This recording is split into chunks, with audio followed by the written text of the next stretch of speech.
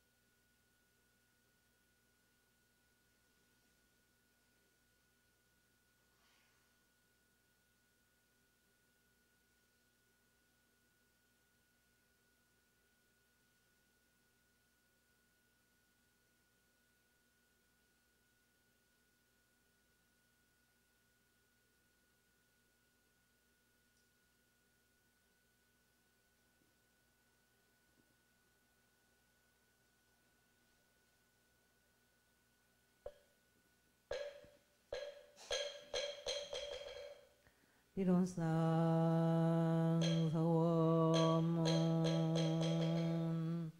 이론은 언어도 단의 입성저이요 유무조월의 생사무님바 현지부모동포법률의 본원이요 대불조자 범부중생의 성품으로 능이성유상하고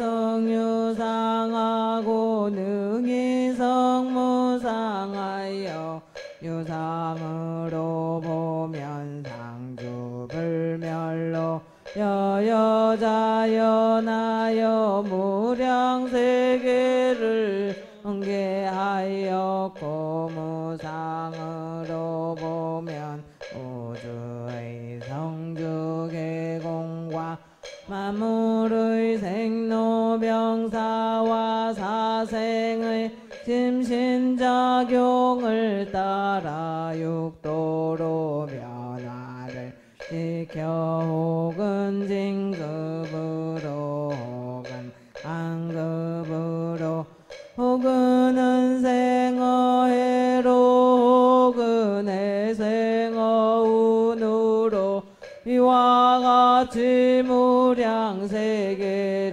전개하였나니 우리 어리석은 중생은 이 법신불이론상을 내받아서 심신을 원만하게 수호하는 공부를 하며 또는 자리를 원만하게 하는 공부를 하며 또는 심신을 원만하게 사용하는 공부를 지성으로 하여 진급이 되고 은혜는 이불지연정 강급이 되고 해독은 입지 아니 악의로서 이론의 위력을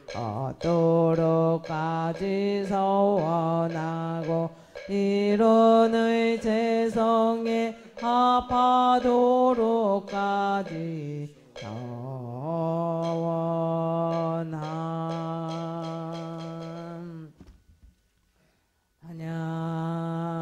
하냐바라밀다 심경 환자제보살행심 하냐바라밀다시 요견오원 개공도일 최고의 하리자색불이공 홍불이색색즉시공 홍즉시색수상행시 역부여시 사리자시 대법공상 일생불멸불구부정 부중불감시고 공증 무생무수상행식 무한히 비설신의 무색성향 미촉법 무한계내지 무의식계 무무명 영무무명진 내지 무노사 영무노사진 무거진멸도 무지영무두 이무소득고 보리살타의 하냐바라밀다고 신무가에 무가에고 무유공포 원리전도몽상 무경열반 삼세제불의 마냐바라밀다고 그간욕 따라 삼맥삼보리 오지바냐바라밀다 시대신주 시대명주 시무상주 시무등등주 능제일제고 진실부라고 설바냐바라밀다주 부활 어제 바라 승아제 모제 사바 아제 바라 승아제 모제 사바 아제 바라 승아제 모제 사바.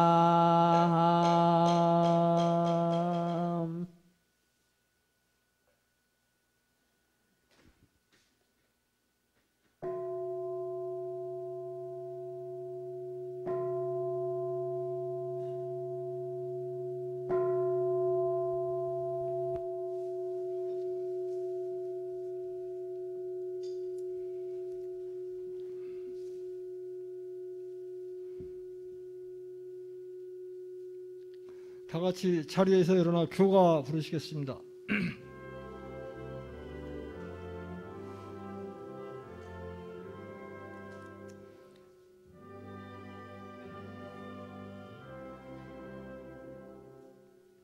영산의 상범소시 아시와 만생명의 자부이신 대동사 외도문을 알리어 우시니 우리들의 행복됨이 그도다. 어둠에서 우리는 온 세상에 안녕이신 정법에 무시선과 무처선의 옴으로 영없는 삼대력을 갖추세.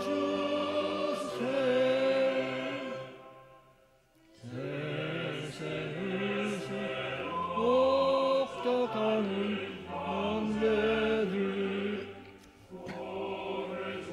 생방야선에 던져서 일원에 꽃피어있는 극락의 영겁에서 영광으로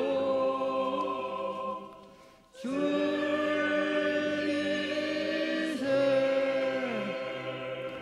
쓰신 그대로 법신불전의 설명기도 올리겠습니다.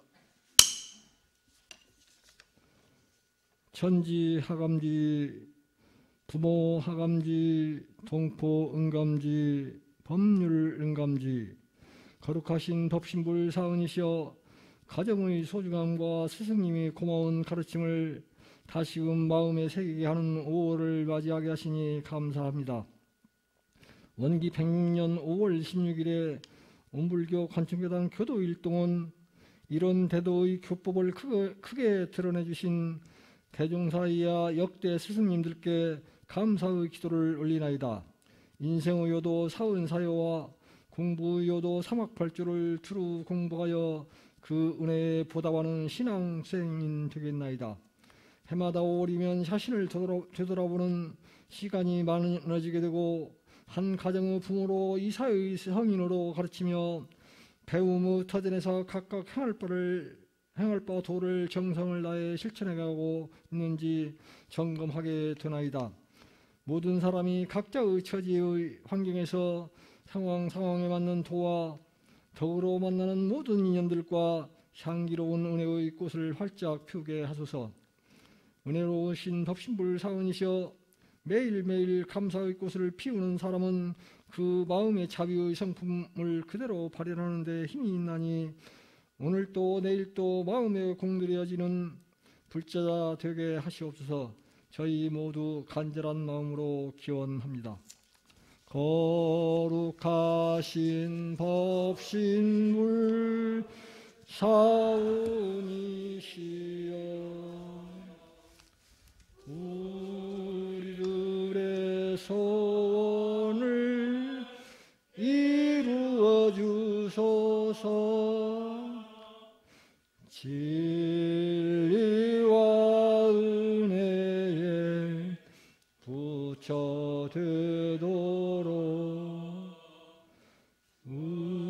우리들의 소원을 이루어 주소서. 다 같이 법오를 봉독하시겠습니다. 자리에 앉으시기 바랍니다. 오늘 법오 봉독은 23쪽 이론상의 진리와 115쪽 교의품 118쪽을 같이 봉독하시겠습니다. 23쪽 이론상의 진리를 같이 봉독하십니다. 제1절 이론상의 진리.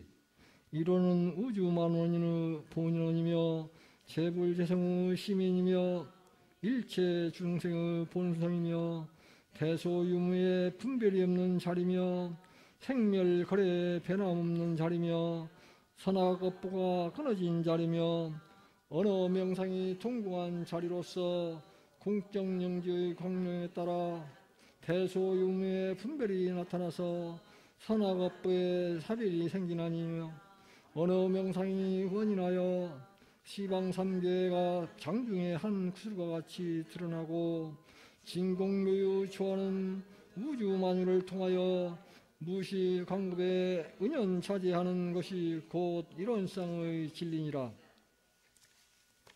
115쪽 교의품 8장 봉독하십니다. 8. 대종사 말씀하시기를 공부하는 사람들이 현무한 진리를 깨치려야 하는 것은 그 진리를 실생활에 활용하고자 함이니 만일 활용하지 못하고 그대로 둔다면 이는 쓸데없는 일이라. 이에 법신불 이론상을 실생활에 부합시켜 말해주리라. 첫째는 이론상을 대할 때마다 성불하는 화두를 삼을 것이요, 둘째는 일상생활에 이론상과 같이 원만하게 수행하여 나아가는 부분을 삼을 것이며, 셋째는 이 우주 만유 전체가 죄복을 직접 내리는 사실적 권능이 있는 것을 알아서 진리적으로 나아가는 대상을 삼을 것이니라. 이러한 진리를 아는 사람은 이론상을 대할 때마다 마치 부모 사진과 같이 숭배될 것이니라. 이상 교의품 8장을 같이 봉독하셨습니다.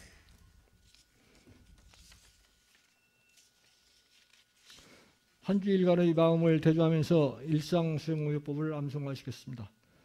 1. 심지는 원래 요란함이 였건만은 경계를 따라 있어 지나니 그 요란함을 없게 하는 것으로서 자성의 정을 세우자. 2. 심지는 원래 어리석음이 였건만은 경계를 따라 있어 지나니 그 어리석음을 없게 하는 것으로서 자성의 해를 세우자. 3. 심지는 원래 크름이었건만은 경계를 따라 있어 지나니 그 크름을 없게 하는 것으로서 자성의 계를 세우자. 4. 신과 분과 의와 성으로서 불신과 탐욕과 나와 우를 제거하자. 5. 원망 생활을 감사 생활로 돌리자. 6. 타력 생활을 차력 생활로 돌리자. 7. 배울 줄 모르는 사람을 잘 배우는 사람으로 돌리자. 8. 가르칠 줄 모르는 사람을 잘 가르치는 사람으로 돌리자. 9. 공익심 없는 사람을 공익심 있는 사람으로 돌리자. 오늘 성가는 오늘 가요를 부르겠습니다. 보약 같은 친구 힘차게 불러보시고 재미가 나면 한 번 더 부르겠습니다.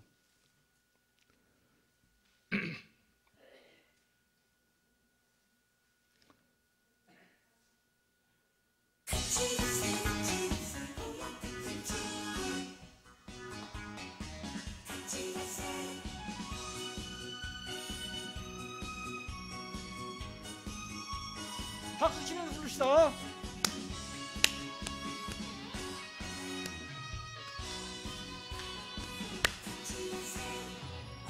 아침에 눈을 뜨면 제일 먼저 생각나는 자네는 좋은 친구야.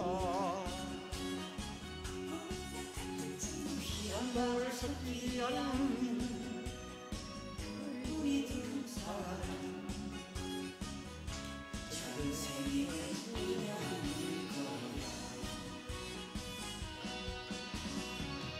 지식보다 자네가 좋고 보다 자네가 좋아. 자네와는 고향 같은 친구야.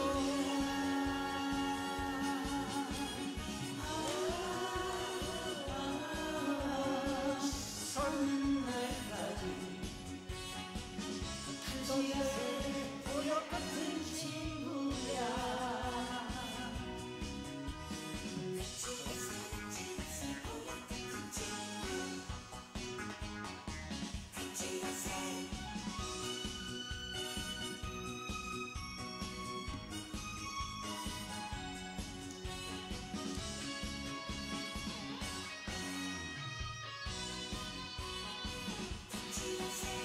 사랑도 해왔고 이별도 해왔지. 사는 건 어떨까. 언제 될지 모르는 인생 우리 둘이서 웃으며 살아보자. 지식보다 자네가 좋고 돈보다 자네가 좋아. 자네와 난 보약 같은 친구야.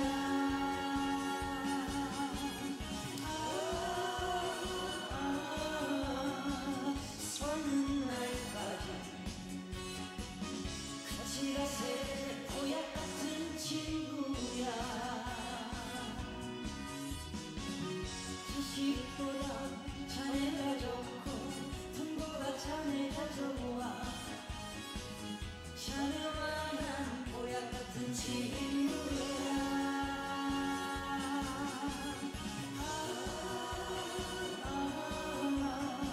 사는 날까지 같이 가세. 보약 같은 친구야. 같이 가세. 보약 같은 친구야.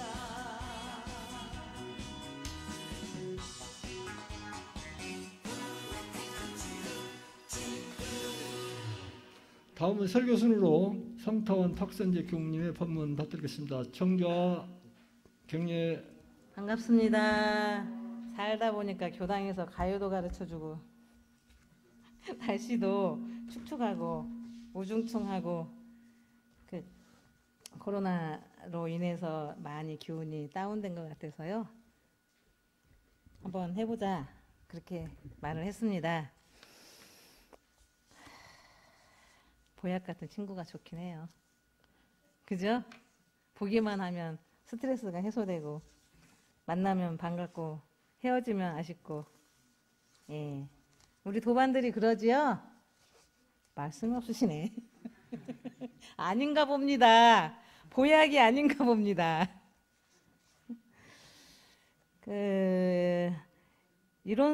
요 앞에 모셔져 있는 이론상이 청운회 이제 교도님들하고 청운회 회원님들하고 이제 불단 이런 데 저희들이 꾸며봤거든요. 조계사만큼은 못하지만 조금 흉내는 내봤어요. 부처님 오신 날을 기해서 흉내를 내봤고, 그 등을 만들지 않고 가만히 있으면 이상하더라고요. 저는 그러니까 부처님하고 전생에 쫓아다니면서 공부를 좀 하긴 했나 이런 생각이 듭니다.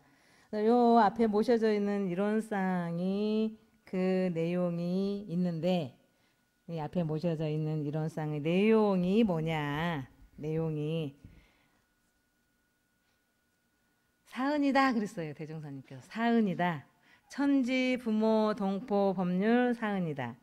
이 말은 다시 바꿔서 말하면 우주 만유의 만유로서 천지 만물 허공법계, 있는 눈에 보이지 않는 세계, 눈에 보이는 세계 모든 걸 담는 것이 이론상이거든요. 그래서 이거 다 부처다 이렇게 말씀하신 거예요. 우리에게는 부모님이 계시죠? 아니 물론 이제 저기 묘 안에 들어가 계신 분도 계시고 지수화풍으로 다 흩어져서 흔적도 없는 부모님이 계시지만 우리가 지금 이렇게 서 있고 앉아 있고 이야기를 듣고 말씀을 하시고 하는 건 이 몸이 있기 때문에 가능한 거지요? 아닌가? 네, 가능한 거지요? 예, 그런 거예요. 우리가 부모가 있기 때문에 우리가 여기에서 앉아서 생활도 하고 이런 모습으로 살아갈 수도 있어요. 그리고 존재할 수 있도록 해주신 분이 누구냐? 부모님이다. 내 마음에 들거나 안 들거나 그건 차치하고라도 이렇게 존재할 수 있게 해주신 건 부모님이다. 이 몸을 낳고 길러주신 분 친부모님이세요. 그죠? 낳아서 어린이집 애기들을 보면 지금은 여기는 조금 커서 오더라고요. 걸어 다니거나 기어 다니면 오는데 제주도 같은 데는 너무 바쁘니까 석 달만 딱 지나면 육아휴직이 석 달이잖아요. 출산 휴가가. 그럼 석 달 딱 지나면 강보에 아이를 싸가지고 어린이집에 딱 데려다 놔요. 그러면 아무것도 못해. 누워서 배고파도 울기만 하고 변을 봐도 울기만 하고 울음으로 다 표현을 하지 아무것도 못해. 누워가지고 그냥 눈만 말똥말똥 쳐다보고 자력이 하나도 없어요. 이런 아이를 우리 부모님이 씻기고 먹이고 어루만지고 옷 입히고 그래서 사람처럼 만들어놔요. 그게 딱 3살. 3살이 되면 좀 사람 같아요. 갔다가 먹기도 하고 싫다고 싫어 이렇게 말도 하고 안 해 이런 말도 하고 좋아요 선생님 사랑해요 이런 말도 하고 3년 정도 키워야 이제 조금 사람답다 그런 생각이 들 정도로 우리 부모님들께서는 우리를 낳아서 키워주셨어요. 낳지는 않았지만 자력이 없을 때 키워주고 가르쳐 주시는 분이 계십니다. 요즘 TV에 자주 나오는 양부모님, 위탁부모님 그래요. 이 몸을 낳지는 않았지만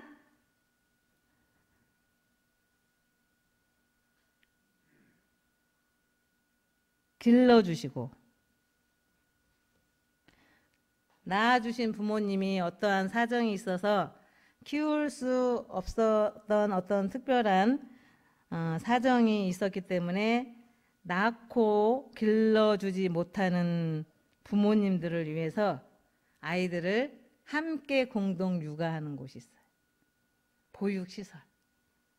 사회적인 시스템으로 그 양부모 건 TV에 뉴스에 막 나오니까 주민들이 뭐 죽게 해서 미안하다 뭐 이렇게 플랜카드도 쓰고 그렇게 하면서 뭐라고 하냐면 이제는 태어나지도 않는 아이들을 이렇게 이왕 사람으로 태어났으니 우리 모두가 키우자 이런 말을 하더라고요. 어떤 주민 한 분이 우리 지역 주민들이 똘똘 뭉쳐서 이 아이가 잘 자라도록 키우자.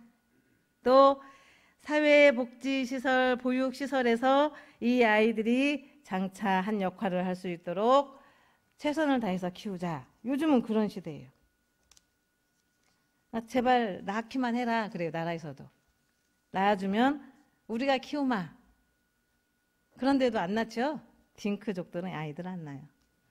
이제 저는 가만히 생각해 보니까 난민들을 데려와야 되나? 아이들이 없으니까 우리나라에. 난민들을 데려와서 키워야 되나? 아프리카에서 아이들 많은 나라에 가서 아이들을 좀 수입을 해야 되나? 이런 생각들이 한 번씩 이렇게 하게 돼요. 우리 교무들도 어디서 수입해서 교무들을 좀 만들어야 되나? 이런 생각도 합니다. 증자께서는 뭐라고 했냐면 부모님이 주신 이 몸을 털럭 하나라도 상하지 않게 해야 된다. 그렇게 해서 강조를 했어요. 이 머리카락 하나라도 상하지 않도록 관리를 잘 해야 된다. 그것이 부모님이 이 몸을 낳아주신 내 대한 보훈을 하는 것이다. 이렇게 말했고, 이분이 공자님 법을 2500년이나 이어갈 수 있도록 공자님 법이 2500년 동안 이어갈 수 있는 원인은 이런 분들이, 이런 공자님의 제자들이 큰 효심을 가지고 법을 전했기 때문에 가능했던 일이다. 그래요. 그 당시에는 그렇게 했죠. 요즘은 그 효라고 하는 것이 많이 퇴색도 되고 자기 나름대로 해석을 해서 부모님한테 효를 한다고 하고 그러는데 그 옛날에는 그렇게 했어요. 대종사님께서는 대효에 대해서 말씀하셨어요. 뭐라고 하셨냐면 사은의 곡물이다. 내가 우리 부모님 통해서 몸은 나왔지만 지금까지 쭉 살아가는 거 보면 천지, 부모, 동포, 법률의 그 사은님의 은혜를 받아서 내가 이렇게 존재할 수가 있다. 그래서 사은의 지중한 은혜에 유감없이 보은하는 것이 대효다. 이렇게 말씀하셨어요. 우리 부모님, 나를 낳아주신 우리 부모님한테만 효도를 하는 게 아니라 나가 있을 수 있는 존재의 이유가 가능케 했던 천지, 부모, 동포, 법률, 사은님한테 보은하는, 효도하는 것이 대은이다. 육신의 부모뿐만 아니라 정신의 부모, 정신의 부모는 마음이 거듭나게 해주신 분들을 정신의 부모라고 해요. 나에게는 부모가 두 분이 계시는데 한 분은 이 몸을 낳아주신 분 한 분과 마음이 거듭날 수 있도록 해주신 분 누구냐? 우리 소태산 대종사님, 서가모니 부처님, 재불재성님, 이런 분들이 우리의 정신의 부모님이라고 할 수가 있습니다. 대종사님께서는 그래 그럼 태어났고 부모 은혜에서 뭐라고 하셨냐면 어떻게 보훈을 해야 되냐 이 말씀을 하셨어요. 어떻게 보훈을 해야 되냐. 사람 구실을 할 수 있는 것이 3살 정도가 되면 사람 구실을 할 수 있다고 해서 예전에는 어머니 아버지 돌아가시면 묘 옆에 움막을 짓고 3년 동안 상을 치렀어요. 3년 동안. 네, 그 의미가 있어요. 3살이 되어야 사람 구실을 한다. 그런 의미로 3년 동안 상을 치렀는데 우리는 어떻게 보훈을 해야 되냐. 무자력자를 보호를 해야 됩니다. 무자력할 때 많은 사람들, 무자력할 때 우리 부모뿐만 아니라 많은 사람들한테 보훈을 은혜를 입었고, 또 부모님이 안 계시는 분들은 양부모나 위탁부모나 사회적 제도에 의한 그런 시스템에 의해서 보훈을 은혜를 입었기 때문에 무자력자 보호를 해야 된다. 무자력자, 자력이 없는 사람. 제가 전임지에 근무지에 요양원이 하나 있다고 그랬잖아요. 저희가 이제 제가 요양원만 운영하고 교도들 교화하고 교화도 잘 안 돼요. 잘 안 되는데 아니 교도님들이 사람을 데려와야 되는데 제가 어디 가서 사람을 데려올 수는 없잖아요. 이제 가끔 인연이 돼서 이제 이렇게 적응할 수 있도록 도와는 드리지만 제가 막 나가서 요양원 던져두고 막 나가서 사람들을 만나고 그럴 수는 없어요. 요양원 원장이기 때문에. 교도님들이 활동하면 데려오면 교화가 되는 거고 교도님들이 점잖으셔서 이러고 계시면 교화가 안 돼. 제가 이제 살다가 한 1년 정도 살고 나니까 내가 이렇게 살면 안 되겠다 이 생각이 드는 거예요. 그래서 어떻게 해야 되나 생각을 해보니까 이 구이동에서 살면서 광진구에서 근무하면서 보훈을 해야 되겠다. 내가 가지고 있는 능력을 가지고 보훈을 해야 되겠다. 물론 이제 어르신들, 무자력한 어르신들 케어하고 관리하고 그렇게 하지만 내 나름대로 할 수 있는 일이 뭘까 생각을 해봤어요. 제가 사회복지사잖아요. 거기에서는. 그러니까 교무이면서 사회복지사예요. 그래서 사회복지사들이 요즘 인터넷 강의를 통해서 많이 나오거든요. 네, 그분들이 실습할 수 있는 장소가 별로 없어요. 그래서 제가 있으면서 한 5년 정도는 그 코로나 오기 전까지는 사회복지 실습생들을 받아가지고 1년에 그래도 꽤 한 20명, 30명, 2, 30명 정도가 왔다 갔다 하는데 그분들을 지도를 했어요. 가르쳐서. 2주, 3주, 2, 3주 정도. 뭐라고 처음에 그분들이 오면 제가 설명을 하느냐면 저 앞에서 어르신 한 분이 넘어졌다. 그러면 사회복지사는 몸이 반응을 해서 바로 그분한테 달려가야 된다. 쳐다보고 갈까 말까. 왜 넘어졌지? 그러면 사회복지사가 아니다 그랬어요. 사회복지사는 무자력한 사람을 보면 몸이 튕겨서 움직여야 사회복지사다 그랬어요. 그래서 제2의 성직자. 제2의 성직자. 그래서 사회복지사들 월급 많이 안 줍니다. 기관에 사회복지시설에 가면 제2의 성직자라고 생각을 하고 몸이 반응을 할 수 있도록 끊임없는 훈련을 하고 단련을 해야 된다 이런 말을 했어요. 그런 말을 그 사람들한테 얘기하다 보니까 아유 우리가 그래야 되겠네. 천지부모 동포법률님에게 은혜를 입은 우리들이 그냥 튕겨나가서 보훈을 할 수 있는 몸이 그렇게 반응할 수 있을 때까지 단련을 해야 되겠다 이 생각도 하면서 그렇게 그 친구들을 교육을 시킨 적이 있습니다. 그리고 무자력 우리 부모님이 자력이 없어졌어요. 움직임도 원활하지 않고 또 병마로 인해서 거동이 불편하시고 하면 최선을 다해서 봉양을 해야 돼요. 최선을 다해서. 아이고 다른 형제들이 하겠지. 제가 그래요. 제가 이렇게 뭐라고 했냐면 저희 아버지가 뇌졸중으로 쓰러지셨다고 하는데 아이고 제가 구이동에 근무할 때는 괜찮으시더니 관촌에 오니까 왜 저렇게 쓰러지셨지? 마음대로 문병도 못 가게. 그런 마음이 한쪽에서 올라오는 거예요. 자식이니까 그런 마음이 나요. 이기적인 자식이라. 그래서 제가 아하 내가 아직도 멀었구나. 부모님한테 보훈하려면 대종사님은 최선을 다해서 봉양을 하라고 했는데 바쁜데 언제 가지? 이 핑계 저 핑계 대고 가까이에 있을 때 자주 들여다볼 수가 없으니 이렇게 이유를 대는구나 그 생각을 했어요. 그래서 부모님이 자력이 없을 때는 최선을 다해서 봉양을 하고 열반을 하시잖아요. 부모님이 영원히 사시진 않으니까. 그러면 어떻게 해요? 영상과 역사를 보관하여 길이 기념이 되게 해야 돼. 열반하신 부모님 이름조차도 거론하기가 어색해하는 사람들이 있어요.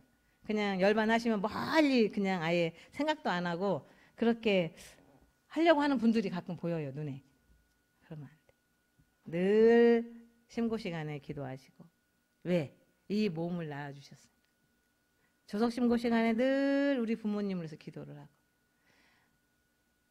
그리고 또 이생만 우리한테 부모가 아니라 또 다른 사람 바로 옆에 있는 분이 다 전생에 나의 부모가 되었을 수도 있고 또 그 전생에 내 부모가 될 수도 있어요.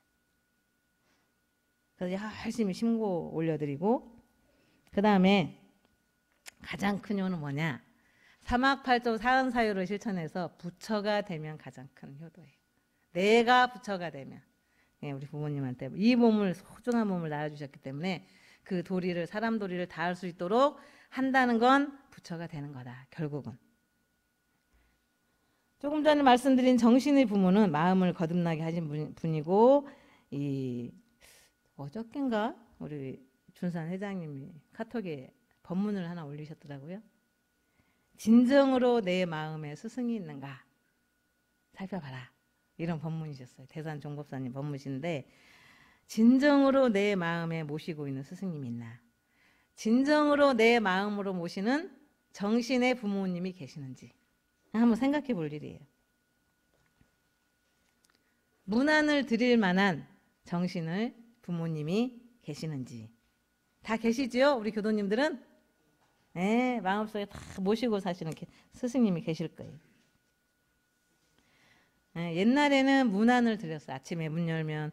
저희도 할아버지 할머니를 모시고 살지는 않았지만 방학이 되면 꼭 저희 부모님들은 저희들을 그 할머니 할아버지 계신 곳으로 보냈어요. 저희들을. 보면 아침에 딱 일어나면 문 열고 편히 주무셨냐고 문안 인사드리고 저희 막 졸리고 눈 비우면서도 안녕히 주무셨어요 이렇게 인사를 하고 그랬던 기억이 나요. 예전에는 그랬어요. 아침에 주무시기 일어나시면 기침하시면 문안 인사를 하고 저녁에 잘 있기 갖다 드리면서 잘 주무시라고 안녕히 주무시라고 인사를 하고 이렇게 문안 인사를 했어요. 요즘은 정신의 스승님한테 어떻게 해요?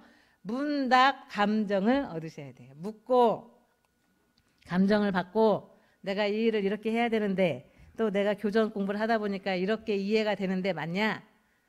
잘 해석을 했냐? 이렇게 문답 감정을 얻는 것이 문안 인사 드리는 거예요. 누구한테? 정신의 부모님께. 어떻게 문안 인사를 드릴 건가? 언제? 멀리 떨어져 있고 열반하셔서 안 계시는데 언제 문안 인사를 드리지? 우리 정신의 부모님한테 아니면 육신의 부모님께 어떻게 인사를 같이 안 사는데. 예, 심고 시간에 올리는 거예요. 심고 시간에.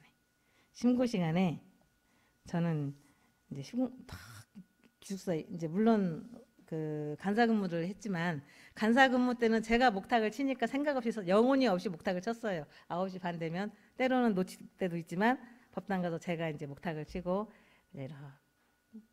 여쭤봤어요. 왜 심고 목탁을 치고 한 번 인사 처음에 시작할 때는 세 번 쳐요.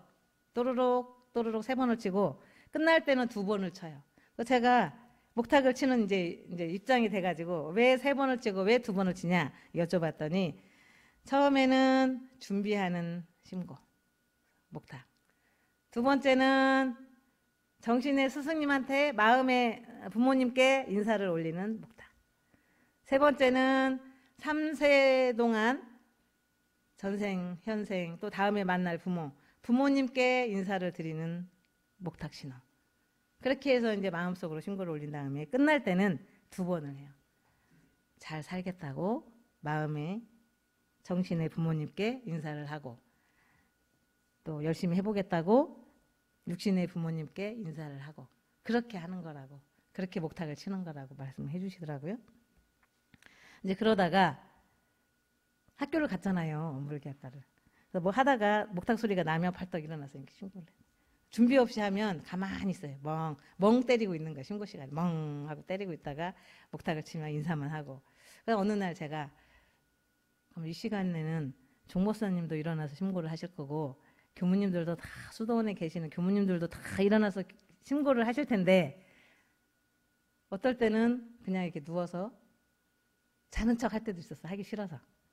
그럴 텐데 내가 누워서 종고사님 인사를 받네? 이런 생각이 어느 불현듯 이렇게 생각이 드는 거예요. 그래서 그 뒤로는 우리 종고사님 인사하시는 나도 인사를 해야지. 심고를 올려야지. 그리고 심고를 놓치지 않고 하려고 했었던 적이 있습니다. 그렇게 해서 조석 심고 시간에 내 몸을 낳아주신 부모님께 마음을 낳아주신 마음이 거듭나게 하신 스승님께 인사를 올립니다.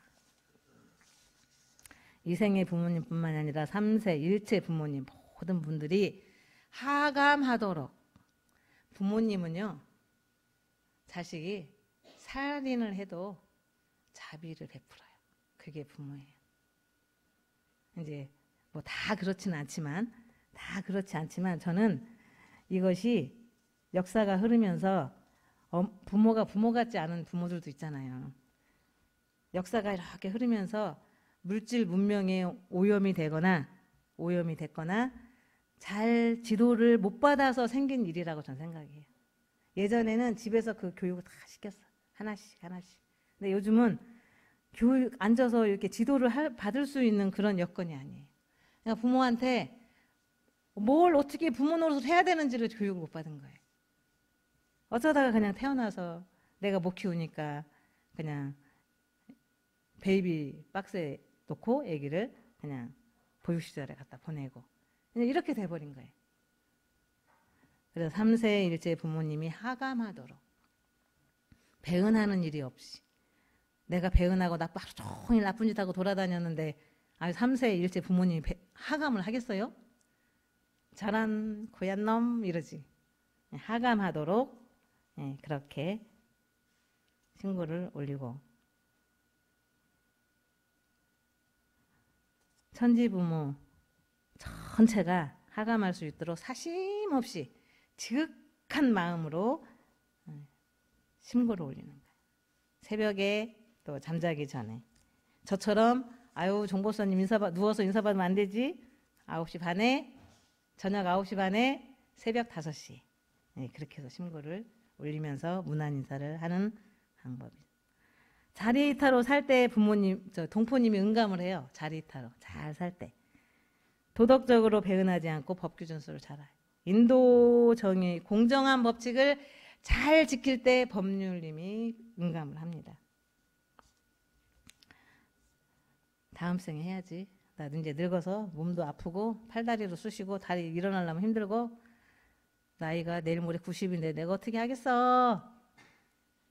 늦지 않았어요. 그때라도 10번 하고 20번 하고 100번 하고 1000번 하고 10,000번 하고 이렇게 하다 보면 어떻게 누구랑 이 세상에 존재하는 모든 천지만물 허공법계와 기운을 연하고 하감받고 응감받고 그렇게 사실 수가 있습니다.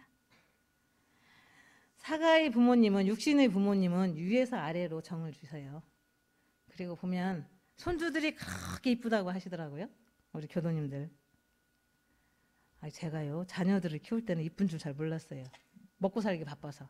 그냥 눈만 뜨면 밭에 가야 되고 눈만 뜨면 외양간에 가야 되고 하니까 아이들이 어떻게 하고 어떤 이쁜 짓을 하고 컸는지 생각이 잘 안 난대요.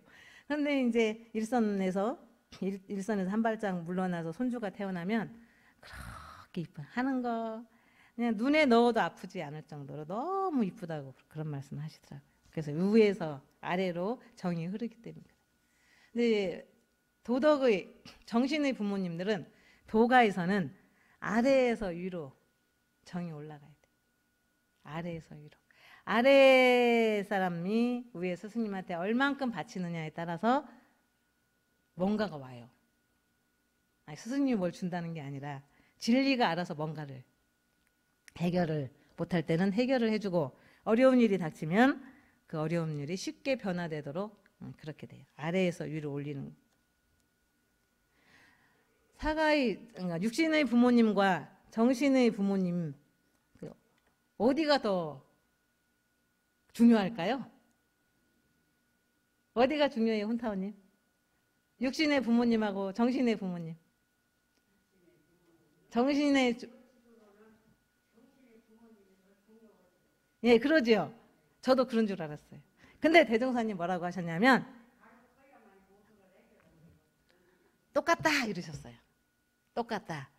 당신이 배 아파서 우리가 부모님이 배 아파서 우리 자녀들을 낳아가지고 어디 쓸려갈까 다칠세라 바람 불세라 이렇게 안고 키워서 귀중하게 키워가지고 공가에 저희들 같은 경우는 공가에 내놓잖아요.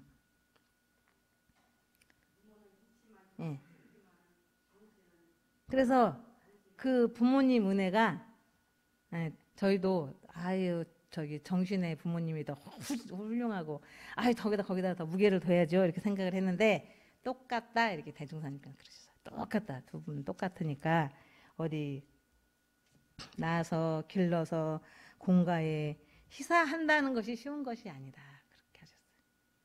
그죠, 온타원님? 김성수 교무 원불교에 보내는 것이 쉬운 일이 아닌데 보내신 거예요. 만만치 않아. 엄청 결혼해 시집을 보내서 맛있는 사위를 얻어가지고 외손녀들이 주렁 이렇게 해야 살아야 돼. 이렇게 생각해요 보통 사람들은. 근데 본인이 출가를 한다고 해서 하겠지만 그래도 그 마음을 딱 접고 공가로 보낸다는 건 쉬운 일이 아니다. 그러니까 잘 살아야 되고. 그래서 육신의 부모님이 희사를 해주신 육신의 부모님이 영원히 영겁토록 빛나게 우리들은 그 공적을 길이길이 빛날 수 있도록 우리가 해드려야 된다 그 말씀하셨어요. 제가 교도님들은 그러면 우린 출가 안 했으니까 아니에요. 제가 교도님들도 이 세상에 나와 내보내주신 부모님과 또 어찌어찌해서 원불교를 만난 원불교 안에 모시고 사시는 스승님께 공덕은 똑같다 이렇게. 도가에서 일주일에 한 번씩 법당에 오시고 1년에 두어 번씩 훈련을 하시고 이 도가에서 생활하시면서 즐거운 것이 4가지가 있다고 그랬어요. 4가지. 제가 오늘 그래서 보약 같은 친구라는 노래를 틀어드린 거예요. 아이고 저 교무는 또 전 가요를 제대로 부르는 노래가 하나도 없어요. 그런데 이 보약 같은 친구 가사를 들어보니까 우리 교도님들과 교도님들끼리 그 세대가 비슷한 교도님들끼리는 그냥 눈만 바라봐도 그냥 좋아. 근데 이제 요 세대가 조금 차이가 나면 안 그러는 것 같아요. 윤기가 서로 이렇게 흘러야 되거든. 서로 이렇게도 흐르지만 우아래 선진님과 후진님들하고도 이렇게 막 윤기가 흘러야 되는데 그러기가 참 힘든 구석도 있겠다 싶어서 보약 같은 친구는 같은 동년배만 친구가 아니고 원불교에 다니는 모든 도반들이 보약 같은 친구가 될 수 있었으면 하는 바람에서 그 노래를 틀어드렸습니다. 도가에서 4가지 즐거움 첫 번째는 뭐냐면 자기 몸과 내 몸과 마음과 생명까지 전 재산을 바칠 수 있는 스승님을 만나는 것.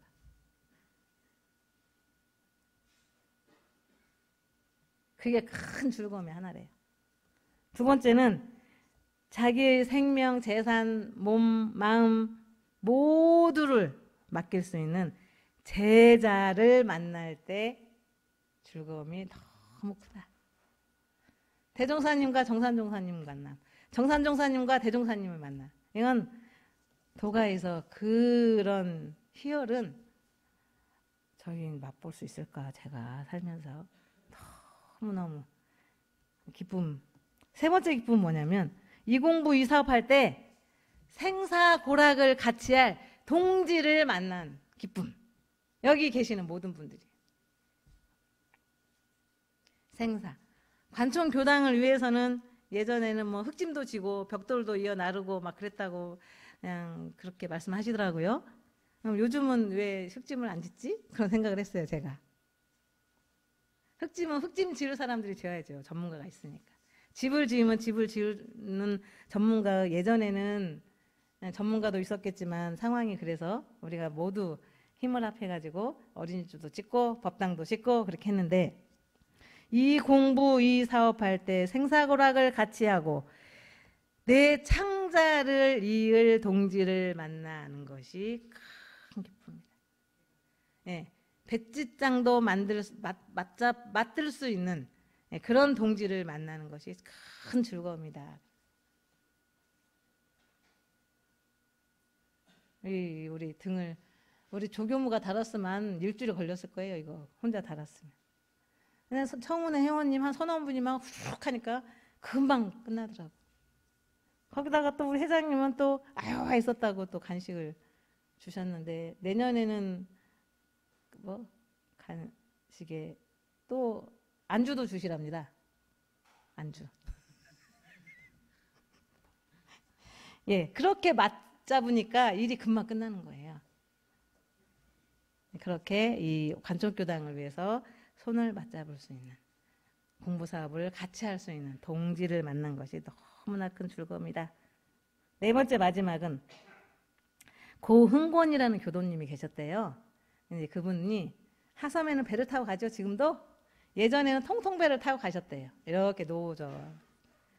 그 배를 타고 가셨는데 근데 이제 학생들 원불교학과 학생들이 하섬에 들어가서 훈련하려고 그 작은 배에 많이 탔나 보죠. 세월호처럼 여러 명이 탔는데 고흥권 교도님도 같이 탔어요. 근데 이제 이게 뭐 잘못하다가 기우뚱 이거는 지금이야 큰 기계 배로 이렇게 움직이니까 상관이 없겠지만 조금만 균형을 못 잡으면 이거 확 엎어지거든요. 등이 저희 배가 엎어져가지고 다 빠진 거예요. 물속에 하섬 가는 그 바닷가에. 그러니까 이제 제일 연세가 많으신 고흥권 교도님부터 이렇게 건지려고 그 구조 대원들이 와가지고 하려고 하니까 이분이 뭐라고 하냐면 아이고 저 젊은 학생들부터 빨리 구조를 하라고 나는 괜찮다고. 그 젊은 학생들을 다 구조를 한 다음에 마지막으로 고흥권 교도님을 구조를 했다고 그래요. 이런 것이 공부 사업에 창자를 잇는 동지예요. 그러니까 연세 많으신 교도님이셨을 텐데 젊은 학생들부터 먼저 생각하는 이런 것이 이 사회가 그렇게 돼야 되는데 점점점 이상하게 변하고 있습니다. 하지만 원불교가 있는 한, 우리 교도님들이 계시는 한 정화는 계속 될 거다라는 생각이 듭니다. 마지막으로 한 마음 자리를 보아서 견성, 한 마음 자리를 보아서 내 마음을 자제자유할 수 있는 능력을 갖추었을 때, 그때가 너무 뛸 듯이 즐겁다. 그럼 막 노력해서 막 몇십 년 교당을 다녀서 되는 게 아니에요. 마음을 놓지 않고 내 마음을 쭉 바라보고 살다 보면 어느 날 본성 자리에 딱 만나는 때가 있어요. 그 큰 마음자리를 딱 보면 이 존재하는 거, 사는 거, 뭐 사람들 욕심내는 거 아무 구애를 안 받아요. 자유자재할 수, 질병, 병고에도 자유자재할 수 있고 생사에도 자유자재할 수 있고, 그 기쁨이 말도 못하게 크다. 그래서 도가에서 저희가 스승님을 만나고 또 제자를 만나고 함께 맞잡을 동지를 만나고 도반들을 만나고 또 마음자리 하나를 보고 자유자재할 수 있는 큰 기쁨 4가지를 얻는 기간이 되기를 바라면서 제 말씀 마치도록 하겠습니다. 감사합니다.